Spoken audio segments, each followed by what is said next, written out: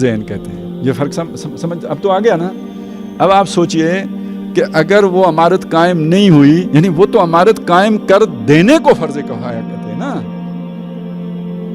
اور اس کے بعد سب پر فرض عین کر دیتے ہیں. تو یہ قائم کر دینا زیادہ مشکل کام ہے یا جدوجہد کرنا زیادہ مشکل کام ہے؟ قائم کر دینا مشکل کام ہے، تو وہ تو زیادہ مشکل بات کی طرف توجہ دلا رہے ہیں. یہ تو اس سے کم تر، یہ تو عذر کی بات ہے، یہ تو معذرت کی بات ہے، یہ ایک طرح سے کفارے کی بات ہے.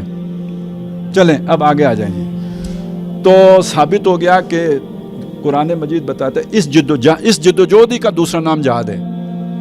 ٹھیک ہے نا؟ تو اس جہاد کے بغیر آپ کی نجات نہیں ہے.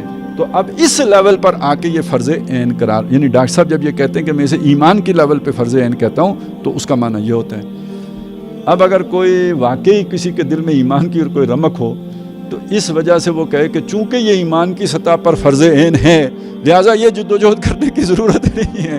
تو آپ یہ سوچیں نا کتنی مطلب الٹی عقل ہے اس کی، کتنی مت اس کی ماری ہوئی ہے، کس طرح شیطان کا اس کے اوپر تسلط ہے کہ اسے آخرت کی فکر ہی نہیں ہے. آخرت کی جس بندے کو فکر ہو وہ اس لیول کو پھر اس سے زیادہ 10 گنا زیادہ ایک سیریسلی دیکھے گا اور اس کے لیے زیادہ جدوجہد اور زیادہ تگ و دو اور زیادہ محنت کرنے کی بات کرے گا. تو یہ بات ہمارے سامنے آ گئی کہ پہنچے تھے ہم یہاں پہ کہ اگر آپ کے اندر اس جدوجہد کا کوئی مادہ نہ ہو، اس کے لیے کوئی لگن نہ ہو، کوئی تڑپ نہ ہو، تو ایک روایت کے اعتبار سے یہ نفاق کی صورت ہے. موت ہوگی کس پر؟ نفاق پر. ابھی ہم نے میرا خیال اگلا جو مغرب کے بعد میرا موضوع ہے وہ ہے ہمارا ایک درس قرآن ہے سورہ حدید کا. سورہ حدید میں دوسرے رکوع میں آخرت کا ایک منظر آتا ہے جس میں کچھ لوگوں کے یعنی پل صراط ہے، وہ جو ہمارا ایک معروف تصور ہے پل صراط کا، جس پر سے گزرنا، جو بال سے باریک اور تلوار کی دھار سے تیز، اس پر سے پار ہونا ہے. تو قرآن مجید میں اس تصور کو مختلف طریقوں سے بیان کیا گیا. مثلا سورہ مریم میں فرمایا وَإِن مِّنكُمْ إِلَّا وَارِدُهَا كَانَ عَلَىٰ رَبِّكُمْ حَتْمًا مَّقْضِيًّا، تم میں سے ہر ایک کو اس دوزخ کے اوپر آنا ہوگا. یعنی قرآن مجید کہتا ہے یعنی کوئی شخص نہیں ہے اولاد آدم میں سے جو دوزخ کے اوپر نہ کھڑا ہو.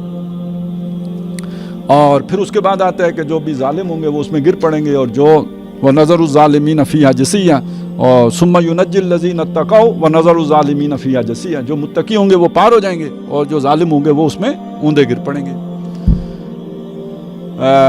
یہ تو اس جگہ پہ آ گیا. اور سورہ حدید میں اس کو یہ بیان کیا گیا ہے کہ کوئی ایسا ہے گپ اندھیرا ہے، روشنی نہیں ہے اور کہیں آگے بڑھنا ہے. اب جس کے پاس روشنی ہے وہ آگے بڑھ جائے گا، جس کے پاس روشنی نہیں ہے وہ پیچھے رہ جائے گا. یوم تری المؤمنین والمؤمنات یسعی نورہم بین ایدیہم وبایمانہم. تو یہ ابھی ہم پڑھ لیں گے، میں اس لیے یہاں پہ صرف اس کا خلاصہ آپ کے سامنے رکھ رہا ہوں. تو یہاں یہ بتایا گیا کہ جن کے دل میں ایمان ہوگا ان کے دل سے روشنی نکلے گی،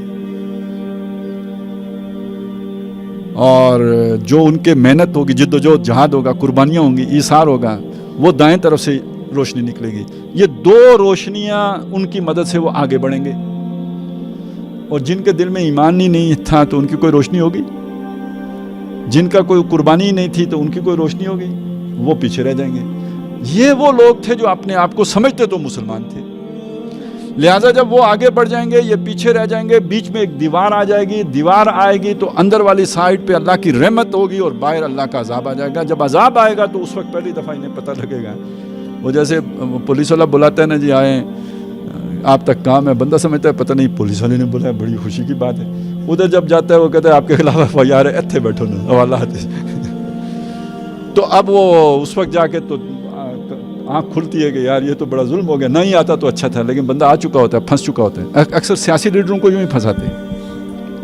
یہ چھاپے تو ہم جیسوں کے پیچھے مارتے ہیں نا، وہ جو وڈے ہوتے ہیں ان کو تو بلاتے ہیں نا جی آپ تک کام ہے، اور پھر انٹرویو کے SP صاحب کو آپ تک کام ہے یا DIG صاحب کو، وہ بندہ خوشی سے جاتا ہے اور اتھے ہی تر لے آ جاتا ہے. تو بعد میں وہ یہ نہیں کہتے کہ ہمارے پاس ہم نے بلا کے وہ کہتے ہیں ہم نے چھاپا مار کے پکڑا، کارروائی بھی ڈالتے ہیں اوپر سے.